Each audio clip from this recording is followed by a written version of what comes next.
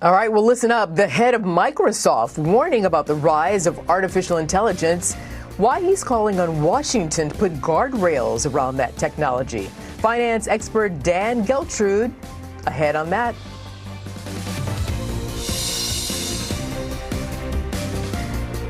Let's bring in Dan Geltrude now. He's the founder of Geltrude and Company. So Dan, listen, the coming soon signs announcing AI, they've been everywhere. So why is Washington behind on regulations?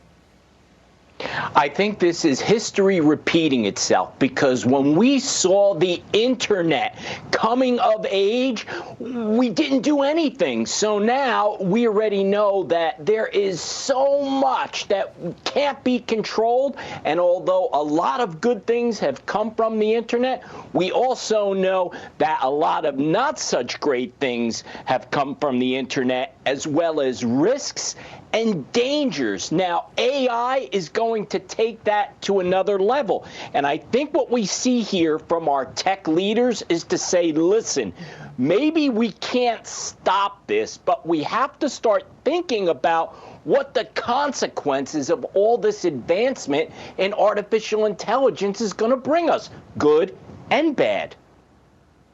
Yeah, well, Elon Musk is saying put a pause on development for at least 6 months. But listen, maybe there's some time. I want to show a Fox News poll, a new one, asking, have you ever used AI tech like ChatGPT? So under age 35, 44% said yes, 55% said no.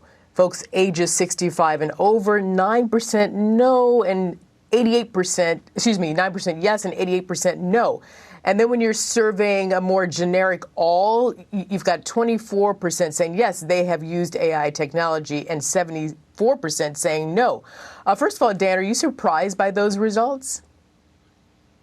No, I'm not, because we are going to see that the young people are going to move in this direction first. But I'll tell you this, Arthel, those numbers are going to start changing very quickly, because it's actually spreading by word of mouth. I mean, so many times a question would come up and people say, well, Google it. But now it's going to the next step and saying, hey, check ChatGPT about writing that letter, about drafting that email. Yeah. Whatever the case is, we are starting to lean on that more and more. So this is really going to take off in the not too distant future.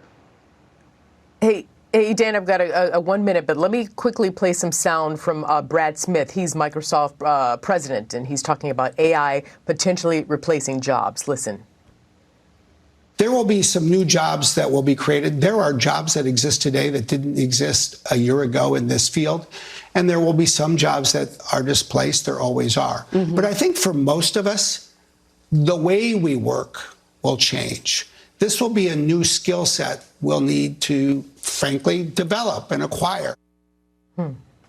Dan, I've got a hard 20 seconds with you. Will AI replace so many jobs that it could eventually cause an unemployment crisis?